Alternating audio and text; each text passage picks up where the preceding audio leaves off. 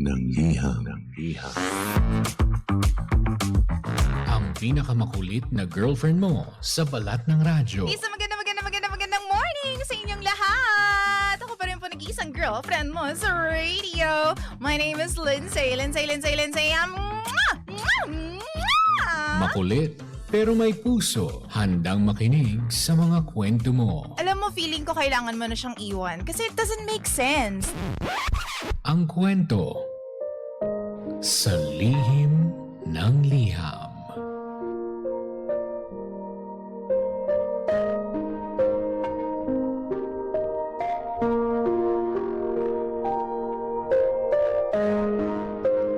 Mahal kong Lindsay. Itago niyo na lamang po ako sa pangalang Jazz. Been married for almost 4 years. At kung meron man po akong isang bagay na hinahangaan sa asawa ko, ayun po ay ang kanyang disiplina pagdating sa pera. Hindi siya maluho. Bibihira pong bumili ng para sa sarili niya. At siya po yung tipo na palaging may ipon. Ang totoo niyan, malaking bahagi ng savings niya ang ginamit namin noong nagsisimula pa lamang po kami ng aming pamilya. Yan po ang dahilan kung bakit never kong naisip na magiging issue po sa amin ang aming finances. Nagbago lang po ang lahat nung nadiskubre niya po ang cycling. Nung una, okay lang naman. Actually, naging happy pa nga ako para sa kanya kasi finally, nakahanap na siya ng hobby. Yung hobby na maaari para sa kanyang kalusugan at something na makakapagbigay ng joy after work sa asawa ko. Okay naman nung una. Pero habang tumatagal, parang lumalaki ng lumalaki ang gastos. Bagong parte ng bisikleta, upgraded na gears, cycling jerseys, rides kapag weekend sa iba't ibang lugar, ha? Registration fees, mga events, hotels. Tapos syempre kakain pa kasama yung grupo nila after every ride. Hindi ko naman pinapansin ito nung una kasi sabi ko nga, pera niya naman yan. Pero dumating sa point na halos wala nang natitira sa sweldo niya pagkatapos niyang unahin ang hobby na yon. Yung mga bills na dati hati kami, ako na lamang ang sumasalo. Kapag merong mga emergency expenses, ako rin ang unang kumukuha sa savings ko. Even yung mga outing ng simple, para sa pamilya namin. Ako na rin halos ang gumagastos kasi lagi niyang sinasabing short siya. May mga pagkakataon pa, DJ Lindsay, na nanghihiram siya sa akin para lang makabayad sa share niya sa bahay. Siyempre nung una, pinapahiram ko kasi asawa ko naman siya. Pero habang tumatagal, napapansin kong hindi na talaga nababayaran agad.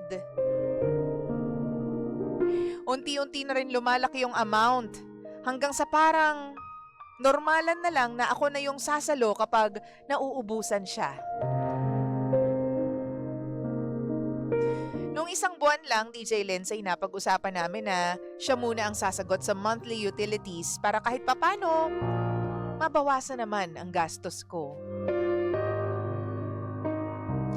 Ilang araw bago ang due date, lumapit siya sa akin at sinabi niyang baka pwedeng ako muna ang sumala ulit.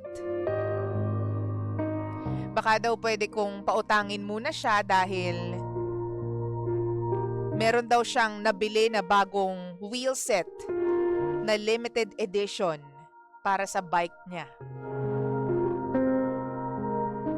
Babayaran naman daw niya pagdating ng incentives nila sa opisina. Honestly, DJ Lindsay, doon po ako na-frustrate. Hindi dahil sa amount ng pera, kundi dahil pakiramdam ko, paulit-ulit na lamang. Every time na may extra money siya, inuuna niya yung hobby na yun kesa sa mga responsibilidad niya sa aming pamilya. Tapos, kapag kapos, automatic na sa akin siya lalapit at ako ang sasalo. Ang mas mabigat isipin, DJ Lindsay, nagpaplano na po kaming magkaroon ng mas malalaking responsibilidad. Next year po kasi preschool na ang anak namin. Gusto rin po sana naming mag-ipon para makalipat sa mas malaking bahay after a few years. Habang ako naghahanap ng additional freelance work para mapalaki ang savings namin, parang naging mas kampante na siya na palaging may sasalo sa kanya kapag na-short siya o nagkulang ang budget niya dahil sa mga luho na pinasukan niya. Sinubukan ko na po siyang kausapin ng maayos more than once. Hindi ako nagalit agad. In-explain ko muna sa kanya, DJ Lindsay, kung bakit ako stressed. Tuwing buwan na lang na may kailangan bayaran, ako ang nag-a-adjust. Naiintindihan kong gusto niyang i-enjoy yung pinagtrabahuhan niya. At wala naman akong balak ipagbawal sa kanya yun.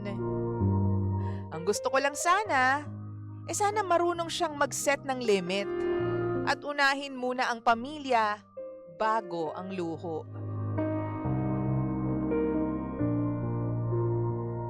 Minsan tuloy naiisip ko kung kailangan ko na po bang tumigil yung pagre-rescue sa kanya financially para maramdaman niya talaga yung consequences ng mga desisyon niya. Kasi habang lagi akong sumasalo, parang lalong nagiging komportable ang asawa ko. Mahal ko po ang mister ko.